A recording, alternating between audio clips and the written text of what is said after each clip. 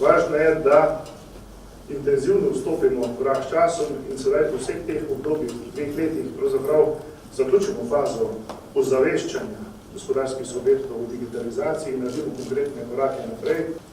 Mene veseli, da je Ministrstvo za gospodarstvo konkretno sedaj pristopilo z razpisom in z zagotovljenimi sredstvi, predvsem za mala in srednja podjetja. Gre za to, da je naša družba na vseh področjih zelo digitalizirana že, da je ta digitalizacija prodala tudi v gospodarstvo. Tukaj so velika podjetja mogoče malo naprej, zato ker so zaradi svoje navezave v izvoznem smislu bila primorana že pred časom stopiti v ta proces, ki jim edini zagotavlja, da so sploh obdržali lahko svoje trge in pa seveda s tem napredovali.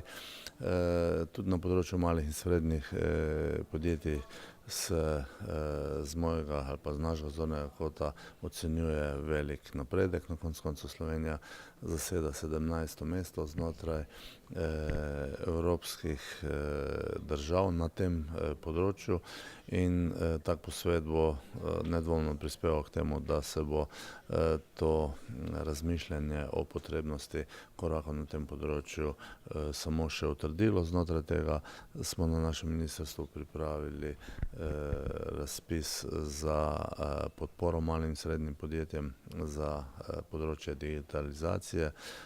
Zato bo na voljo v letih 17 in 18 2,5 milijona, do leta 2022 pa mislim, da 7,5 milijonov evrov.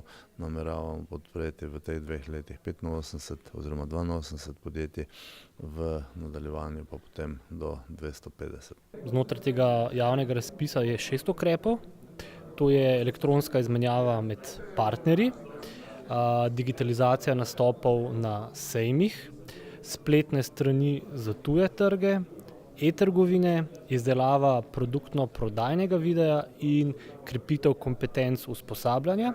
Ravno ta ukrep, krepitev kompetenc usposabljanja, je ključen, ker so nam podjetja, s katerimi smo se posvetovali, in strokovna združenja posebej izpostavila, da v bistvu podjetja v Sloveniji nima zadosti znanja na področju industrije 4.0 in preko tega ukrepa, kjer bodo deležna usposabljanj in predstavitev dobrih praks, lahko več zvejo in bodo tudi lažje implementirala industrijo 4.0 v svojem poslovanju. Kdo se lahko prijavi? Prijavijo se lahko mikro, mala in srednje velika podjetja. So kakšne omejitve? Gre za princip de minimis, ste omenili. Tako, glavna omejitev je ta, da skupni znesek, ki je dodeljen enemu podjetju, v zadnjih 3 letih ne sme preseči 200 tisoč evrov, tako da morajo biti podjetja pazljiva, da se niso v zadnjih 3 letih prijavljala na druge javne razpise po de minimisu, da ne bi presegla te kvote. Mala in srednja podjetja so tiste, ki se bodo najprej mogla prilagoditi digitalizaciji ali pa bi se mogla najprej prilagoditi digitalizaciji. Zakaj? Zato, ker so odvisne od velikih podjetij, ki grejo skozi to prenovo zdaj v tem trenutku. In če ne bojo pripravljena na to, da bojo elektronsko poslovali s svojimi kupci, to se pravi velikimi podjetji, organizacijami, preskrbovalnimi verigami, bojo v enem trenutku padle ven iz špila. Zato se mi zdi, da moramo čim več vlagati v tem, da bojo mala podjetja razumela, kaj je digitalizacija, da bojo imeli lažjo izbiro orodij ali pa načinov, kako se digitalizirati. In pa na koncu koncev, kar je bila tudi posvečena današnja konferenca, kako se vključiti v te digitalne trge. To se pravi, kako nastopati na tujih trgih na nivo z digitalnimi orodji, kako prepričati kupce in kako narediti svoje produkte in svoje poslovne modele bolj konkurenčne v tem digitalnem svetu. Kako ocenjujete današnji dogodek? Ja, od kolega Tima predstavitev Eurosenderja me je zelo navdušila.